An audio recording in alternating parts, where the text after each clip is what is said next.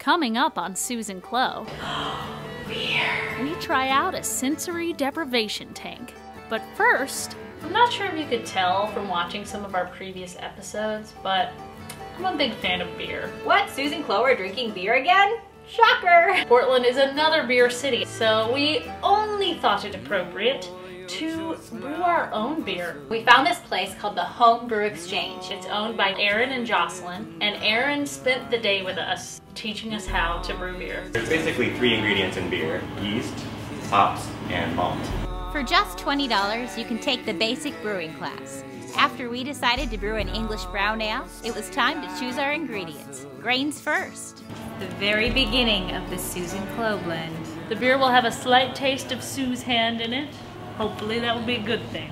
A touch of love. Then we grabbed our malt extract and yeast, which to activate, you have to get aggressive. The yeast is alive. It's alive! We got a little special treatment. Aaron took us to his house so we could pick fresh hops. See the yellow stuff? It's all yellowy. That's called lupulin, and that's the stuff that when you boil it, it provides the bitterness. The best way to pick hops is while drinking a beer. You just need a hop in the shower. Corny joke, just for you. Homebrew exchange. Yes. So the first thing we're going to do is we're going to steep our grains. It's kind of like making a tea. It's one giant tea bag. Since we need to wait 30 minutes for our grains to soak, we have to do something, and we're probably thirsty, so I have some homebrew beer here. Let's drink. The more I learn about beer, the more I like beer. I guess this is called sparging, the fancy term. Which is basically getting all of the flavors out and into our brew. Then we added the first half of the malt extract. As you learn about the ingredients, then when you taste the beer, you can kind of appreciate the different nuances. Speaking of nuances, it's time to add those hops. So the longer they cook, the more bitterness comes out. That's right. We added hops 3 times actually. You add the hops, you let it brew for a while. You add the hops again, you let it brew for a while. You add the hops a 3rd time, and then what do you know, it's triple hopped. A booth of hops. Adding that last little bit of malt. Wort chiller going in. The wort is the liquid with all the stuff in it before it's turned into beer. After the wort cooled down, we removed our hops and transferred them to the fermenter. Basically, a sanitized bucket. Tasting of the wort. It's not bad. It just doesn't taste like beer yet. I'm really excited to try our finished product. Even just the wort actually tasted kind of good. We're getting ready to add our yeast. So now this yeast will actually turn the wort into beer. I think Susan Clow should maybe open a brewery. Thoughts? Welcome to the 24-hour Church of Elvis. I came expecting a church, and This is what we got. it's a coin-operated art gallery. It is a very interesting version of art. Come with quarters. What are you Psychic going for? counseling and a cure. Yeah. It's a psychic counseling. Congratulations, you need it. They never have anything talked in Elvis voice, only in this really creepy robotic voice.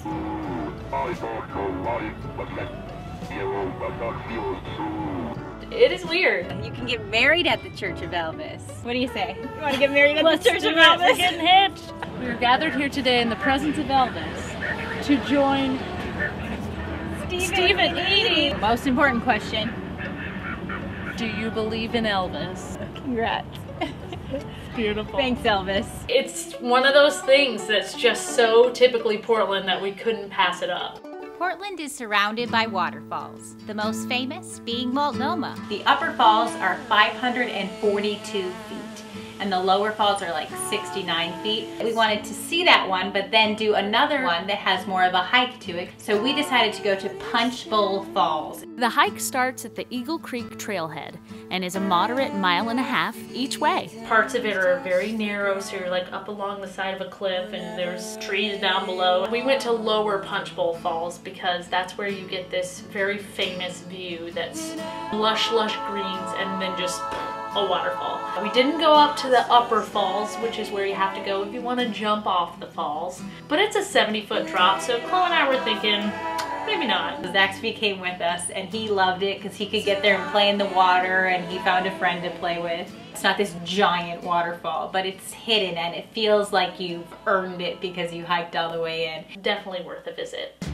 A day trip for the Adventure Hound would be to head out to Mount Hood Adventure Park and get an adventure pass. Just remember adventure, you're craving adventure. We went there because we heard they had an alpine slide. It's like a giant slide down this ski hill. It's basically this luge that just shoots down the mountain, and it's got twists and turns, and you control your own speed. There's a brake on it. Hey, Chloe! Ooh, you know what I really liked? They have this trampoline that you can hook in and flip, and Suze could not flip to save her life.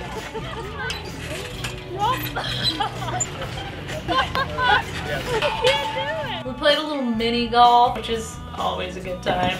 Hole in one. I don't know where I'm supposed to hit. Probably not there. There's also a climbing wall, batting cages, human hamster balls, and more. All available with the Adventure Pass. Just $30 for half a day. Or if you're a thrill seeker, try the East Side Extreme Package. $49 for a bungee, reverse bungee, zip line, and Indy carts. Oh, you guys decided to go to double? We did. Yeah, we're rebels. My wheel was real, and she had a wheel too, but it was like for kids, so she's moving it, it's not doing anything. I don't actually have any control. So I was just at the mercy of Suze, and you know, Suze, she's just whipping around the corners and just being crazy, being Suze.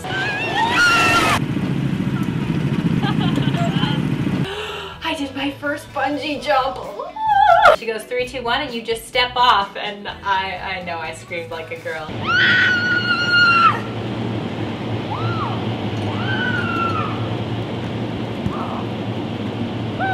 That first step is a doozy. It was terrifying, but awesome. I pulled a Chloe. I totally choked, and when she said 3, 2, 1, I said, and grabbed onto the side. And so she had to count me down a second time.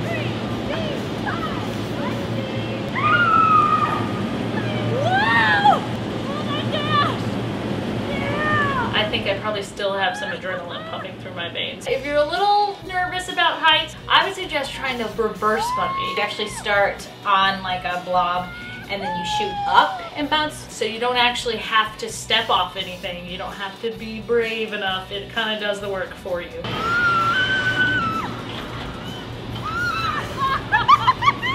I mean, this is just like a day of fun for somebody who is craving adventure. This is the world's smallest park.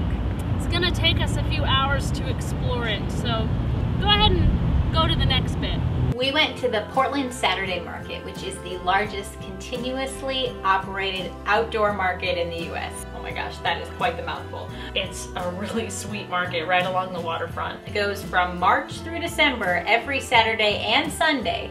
Should be the Saturday Sunday market, but it's the Saturday market. They have booths of everything you could possibly imagine, all local. Bonus! Because it's outside, you can take your dog. I just like to walk around and wander and enjoy the sunshine and live music and beer, and I love outdoor markets. Back at Millen's Park, we finally finished exploring. One of the things we found that was so typically Portland was this place that has sensory deprivation tanks called Float On. And with a 90-minute float at $50, we had to try.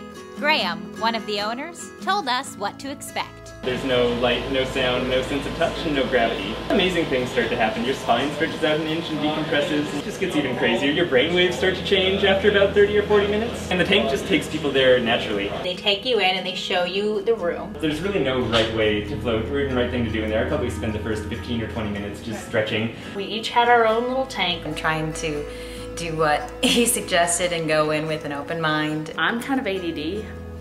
The biggest thing I'm worried about is maybe being bored for that long all by myself in the dark. Hopefully I'll come out and I'll just be like a giddy little machine. I'm gonna climb in there first with my swimsuit on. Whoa! So you can witness. Whoa! Ready to do this, I think. Woo! I might like this. Then it was time to float for real. I'm naked. People usually float naked, and that's what we did, so that's why you didn't get to come along for the full float experience. I am fresh out of my float and a little bit sleepy. I liked it. You might be able to hear the music that they pump into your tank to wake you up? They said to try stretching out and it felt so good. It was weird. There were times where you could move in the tank and just not even really know what was going on. 90 minutes is a lot to have with yourself. Float on the aftershocks.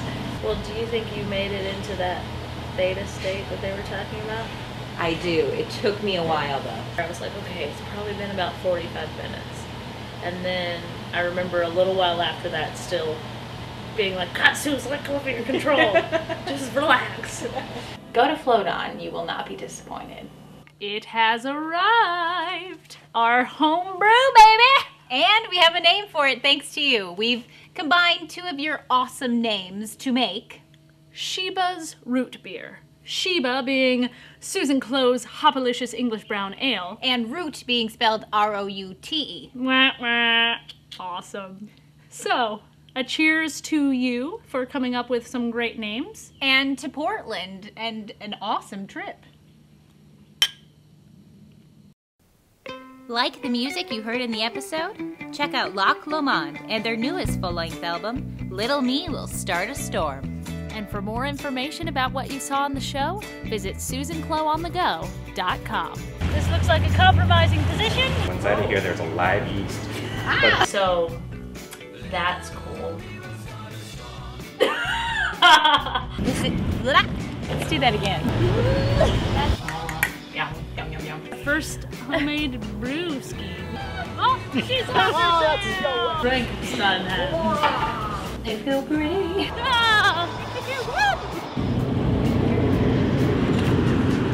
Special this month, the world's cheapest psycho. Psychic. Oh, psychic. Have to try. Sorry, it was spicy. I'm drunk. Hold on one sec. Least graceful entrance ever. First, you want to turn off this light, actually, Okay. before you get in there. All right.